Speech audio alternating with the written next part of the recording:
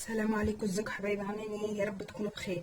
النهارده هعلمكم ازاي تعملوا الملوخيه بطريقه سهله بسيطه، من غير مرقه، من غير شوربه لحمه، من غير شوربه فراخ، من غير اي حاجه. معايا ملوخيه، دول حزمتين ملوخيه، عن حوالي نص كيلو. معايا معلقه كزبره، معلقه معلقه راس توم، عليها قرن فلفل حامي ومكعب ماجي بس، ومعايا ميه على النار. يلا بينا نروح على النار نشوف هنعمل ايه. طبعا الملوخيه انا خلطتها معاكم قبل كده ووريتكم طريقه تخزينها، يعني مش حاجه ان انا اقعد اعيدها من الاول. يلا بينا. خدي معايا حله الميه بتاعتي على النار. طبعا ما تكتريش الميه، تحطي شويه ميه صغيرين، لو لقيتيها تقيله تحطي تاني. وبعد كده اخد حته تومه نيه، دي اول تركه. بعد كده احط مكعب الماجي للميه. انا بقول لكم عامله الملوخيه بميه، واقسم بالله بميه اهي، ولا شوربه ولا مرقه لحمه ولا اي حاجه خالص، وهتطلع احلى من التاني. معلقه شطه لو انت حابه، مش حابه خلاص قرن الفلفل يغلي، بس احنا بنحبها حراقه او حاميه شويه، بيبقى طعمها حلو قوي. طبعا التومه انا لما دقيت حطيت عليها ملح، عشان ما حدش يقول لك فين الملح، انت ما حطيتيش ملح. لا، انا حاطه على التومه ملح. بعد كده انزل بالملوخيه بتاعتي وما خليهاش تغلي كتير.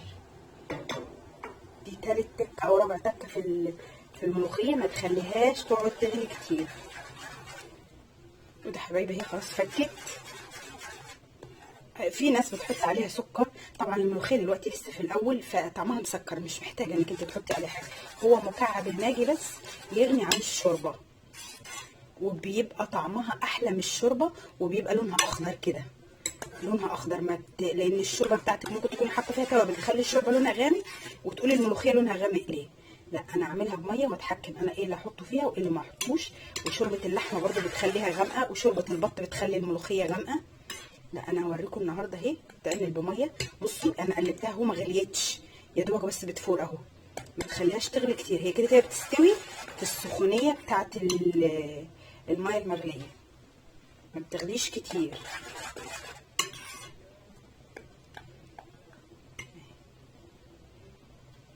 بس كده اطفي عليها، يعني هي دوبك ابتدت تغلي، اطفي عليها وبعد كده نشوف الطشه بتاعتها. خدي معايا معلقه سمنه بلدي عاملها طعم حلو، هنزل عليها الثوم والكزبره مع بعض.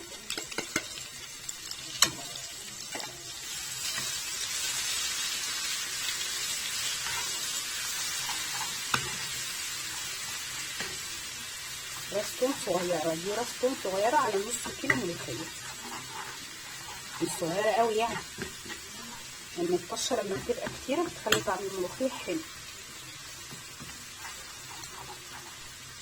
ودي الطشه بتاعتي بعد ما بقى لونها ذهبي، انزل كده بالملوخيه عليها،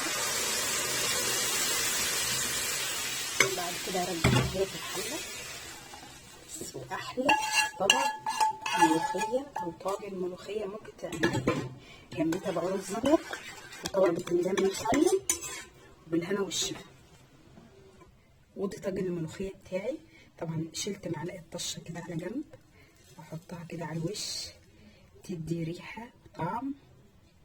وزي ما قلت لك جنب طبق رز ابيض، طبق بتنجان مخلل، واحلى غدا او احلى اي حاجه انت عايزاها، هيبقى جميل. طبعا مش لازم لحمه، مش لازم فراخ، يعني من غير فراخ ولا لحمه مش هناكل، لا هناكل. اتمنى يا رب وصفتي تكون عجبتكم، جربوها. اسيبكم في رعايه الله، والسلام عليكم.